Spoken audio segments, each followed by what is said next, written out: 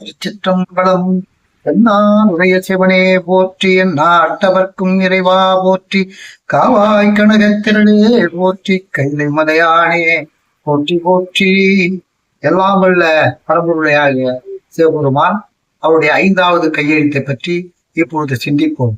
நாம் சிந்திக்கின்ற இடம் யாருக்கு ஓலைச்சுவடை கொடுத்தாரோ அவருடைய சன்னதியிலேயே இப்பொழுது சிந்திக்க இருக்கின்றோம். மதுரையிலே விறகை சுமந்த பெருமான் தில்லையிலே விறகை சுமந்தவனுக்கு முக்தி கொடுப்பதற்காக ஓலை கொடுத்தருடைய நிகழ்வுதான். தில்லை நடராஜர் கோயில் வடப்பள்ளிக்கும் உமாபதி கொற்றவன்குடி தோப்பில் இருக்கின்ற உமாசி மடத்திற்கும் விறகு சுமந்து கொண்டு பெற்றான் சம்மான் என்ற ஒரு அடியவர் தினந்தோறு தொட்டு செய்து கொண்டிருந்தார். அப்பொழுது நடராஜர் கோயிலே ஒரு நாள் மடப்பள்ளிகளை விறகை வைத்துவிட்டு உமாபிஷேகத்தை நோக்கி அவருடைய மடப்பள்ளி நோக்கி வரும்பொழுது வழியிலே ஒரு விநாயகர் கோயில், ஸ்ரீ சுந்தர விநாயகர் கோயில் என்ற ஒரு கோயில், அந்த கோயிலிலே அமர்ந்து சாமியை வணங்கி கொண்டிருக்கின்றது. மழை பொட்ட கொட்டியது.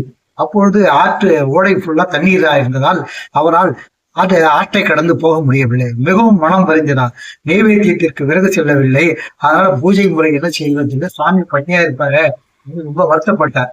அப்படியே தூங்கிட்டார். தூங்கும் பொழுது தில்லை நடராஜ பகவான் அவருடைய பெற்றான் சம்மான் கடலிலே தோன்றி, பக்தா வருந்தாத, உன்னுடைய பக்தியை யாம் அறிவோம், அதனால் நீ நான் கொடுக்கும் இந்த ஓலையை உமாபிஷேகத்திடம் கொண்டு சேர்க்கும் என்று சொல்லிவிட்டு மறைந்து விட்டார்.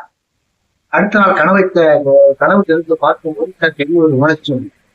2 நாள் தண்ணீர் வடிந்த பிறகு இதை ஓடையை கடந்து கொற்றவன்குடி தோப்பில் இருக்கிற உமாபிஷேகத்திலே கொண்டு இந்த ஓலையை கொடுத்தார். உமாபிஷேகம் படித்து பார்த்தார்.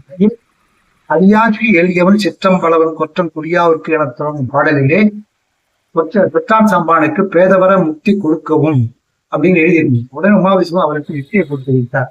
இது நடந்த நிகழ்வு. இந்த பாடலை எங்கிருந்து நான் சொல்கிறேன் என்றால் அந்த எழுதிய இடத்திலிருந்து தான் சொல்கிறேன். இவர்தான் பெற்றான் சம்பான், இவர்தான் பெற்றான் சம்பான் வழிபட்ட விநாயகர். இந்த ஆலயத்தில் பெறுக நீங்களும் கண்டுகளியுங்கள். அடுத்த காணொளியில் பார்வதி தேவி ஒரே அடியவருக்கு 4 இடங்களில் அவருடைய பசியை போக்கிய வரலாற்றை நாம் சிந்திப்போம். வணக்கம்.